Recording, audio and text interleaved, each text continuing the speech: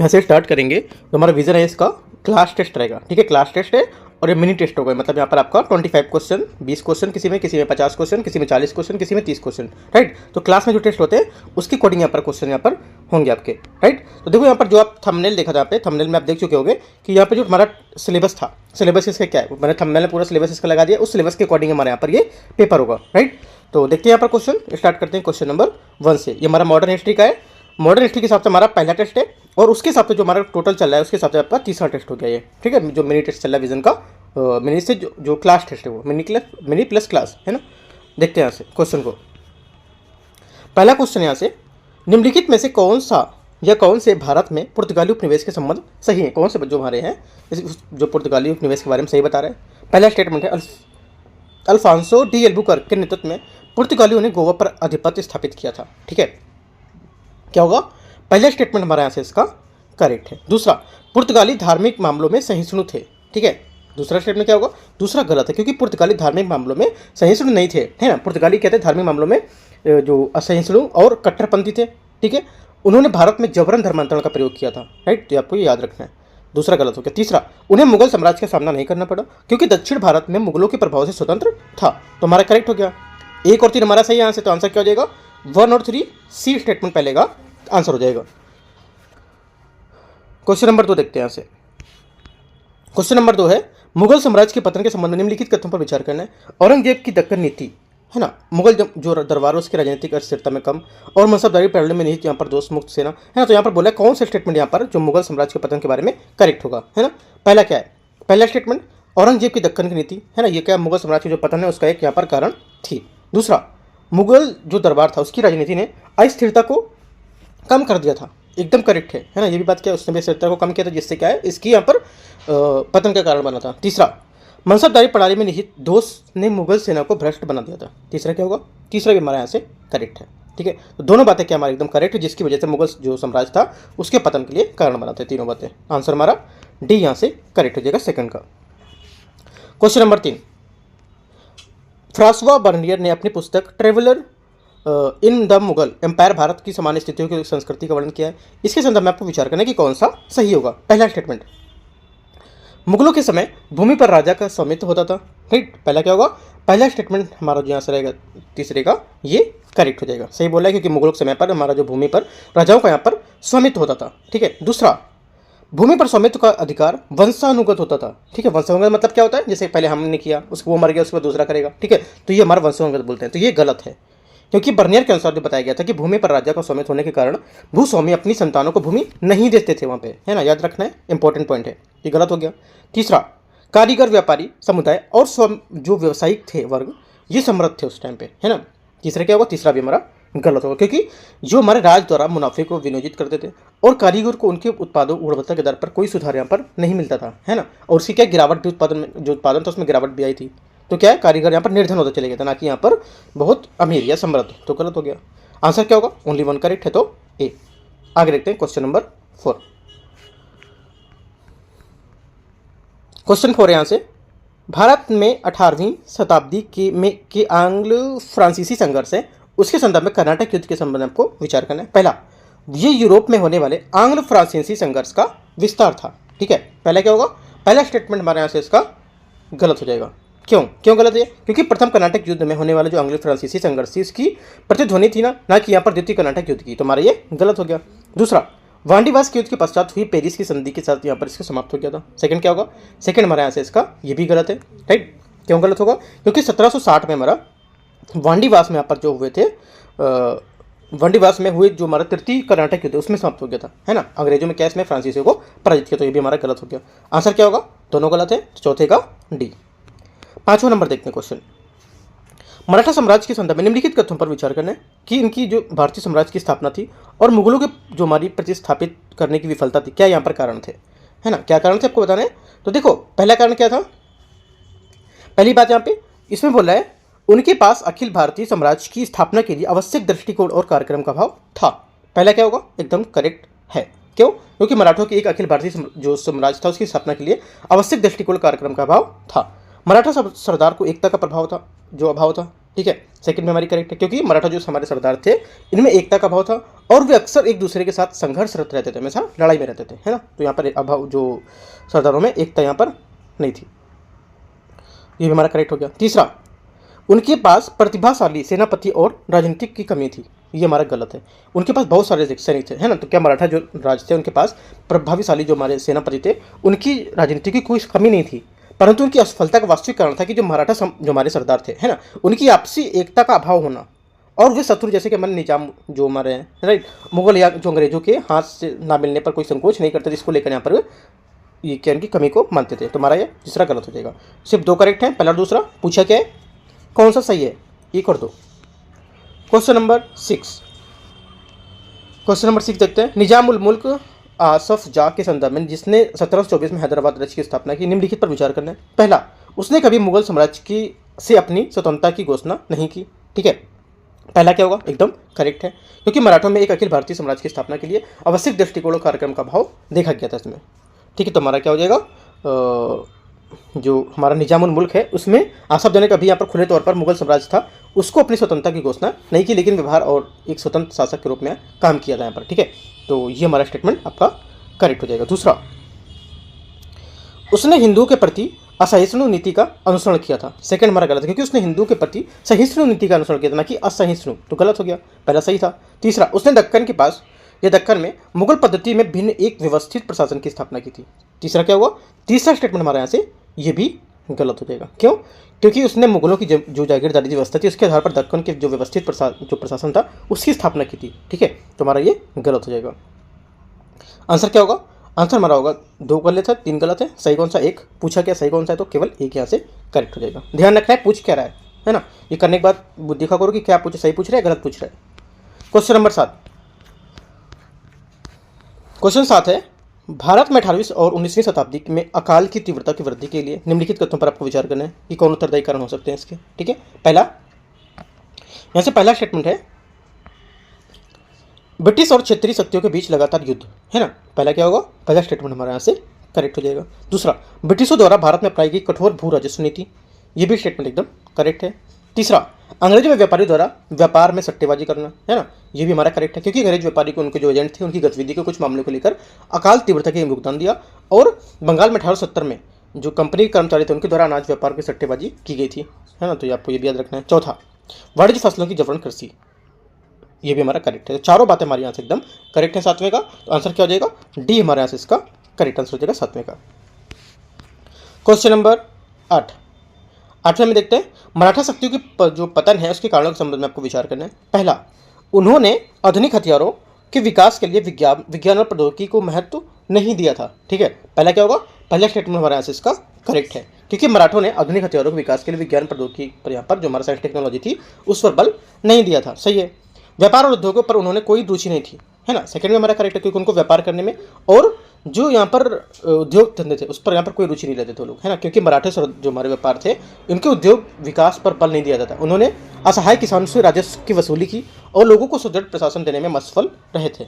उनके पास पर्याप्त वित्तीय संसाधनों का अभाव था, ये हमारा गलत है, क्योंकि उनके पास पर्याप्त वित्तीय संसाधन बहुत सारे थे, है ना, उनमें संसाधनों में उचित दोहन के लिए यहाँ पर आवश्यक ज्ञान का अभाव था, ठीक है। तो ये गलत हो गया। तीसरा आंसर क्या हो जाएगा, ओनली 1 2 करेक्ट है, तो आंसर हमारा हो जाएगा 8वें का ए, सही पूछा है। तो 9वां नंबर देखते हैं, भारतीय इतिहास के संदर्भ में चौथ और सरदेशमुखी जो शब्द है किसको संदर्भित करते हैं, बहुत इंपॉर्टेंट है, बहुत बार एग्जाम में पूछा गया, यूपीपीएससी में कम से कम 6 से 7 बार पूछा गया, बीपीएससी में पूछा गया, एमपीपीएससी में पूछा गया, स्टेट पीएससी में बहुत बार पूछा गया क्वेश्चन, ठीक है।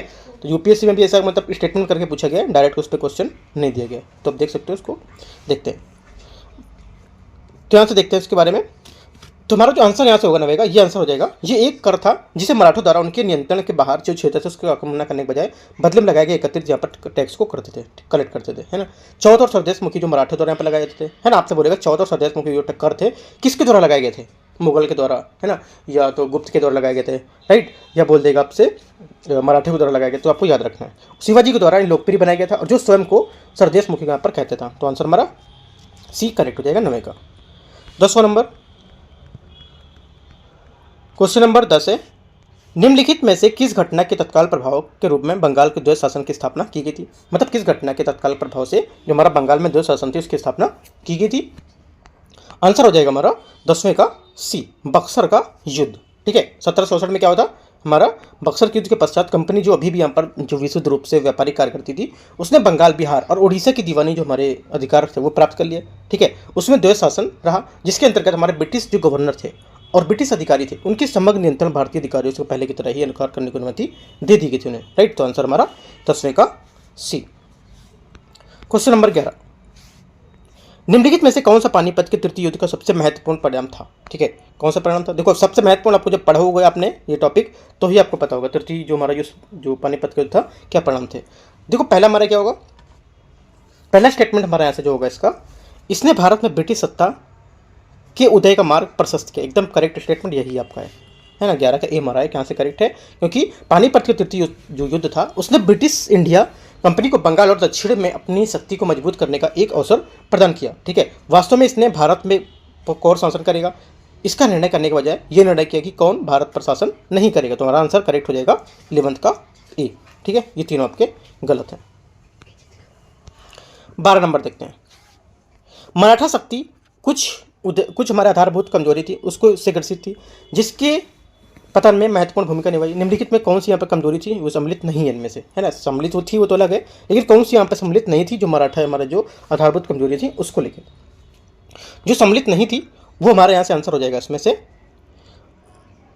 एक तो वे महाराष्ट्र के बाहर सुव्यवस्थित जो प्रशासन था वो स्थापित करने में विफल रहे थे, ये हमारा करेक्ट है, ये सम्मिलित नहीं था इसमें। दूसरा, अन्य शासकों के क्षेत्रीय और यहाँ पर उनके आक्रमण को नए शत्रु बनाया, ये हमारा करेक्ट है, क्योंकि अभी हम इसमें सम्मिलित नहीं था। और मराठा सरदारों के बीच आंतरिक संघर्ष भी था, ये भी इनमें सम्मिलित नहीं थे। ठीक है, और भी यहाँ पर जैसे कि आपका विजय की प्रक्रिया के दौरान मराठा जो सरदार थे प्राय एक दूसरे के संघर्ष रहते थे और केंद्रीय प्राधिकारी द्वारा उन्हें सख्ती से यहाँ पर नियंत्रित करने की कोशिश की जाती थी, तो वे क्या शत्रु के साथ हाथ मिलाने का संकोच नहीं करते थे। तो ये सब हमारे जो है ये सम्मिलित नहीं किए गए थे इनकी चीज़ें। ठीक है, तो आपको ये याद रखना है।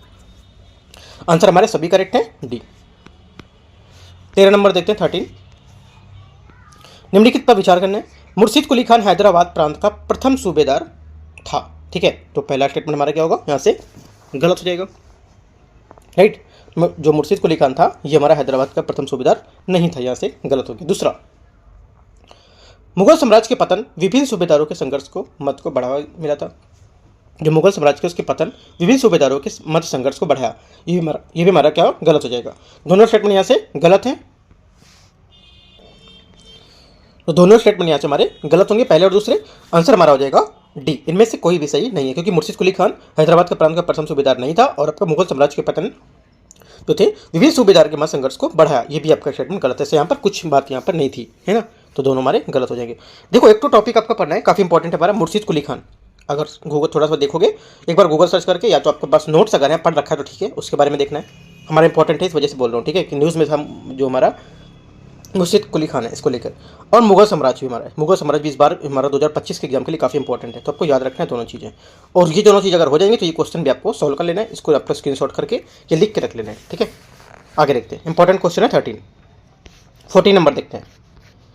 14 है, पानीपत के तृतीय युद्ध के संबंध में निम्नलिखित कथनों पर विचार करना है। पानीपत का तृतीय युद्ध मराठों और मुगलों के मध्य यहाँ पर हुआ था।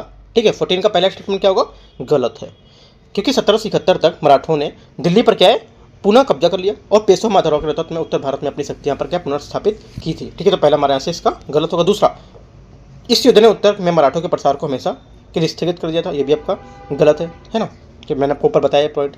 दोनों स्टेटमेंट हमारे यहाँ से गलत है, आंसर हमारा 14 का डी। तो पानीपत के बारे में आपको यहाँ से पता होना चाहिए, ये तीनों बारे क्या क्या है। देखो, ये आपका स्टैटिक क्वेश्चन है पानीपत वाला, है ना, वैसे यूपीएससी क्वेश्चन इस पर नहीं पूछेगा, स्टेट पीसी से क्वेश्चन है ये। राइट, बाकी मैंने बता दिया, पढ़ सकते हैं उसको भी।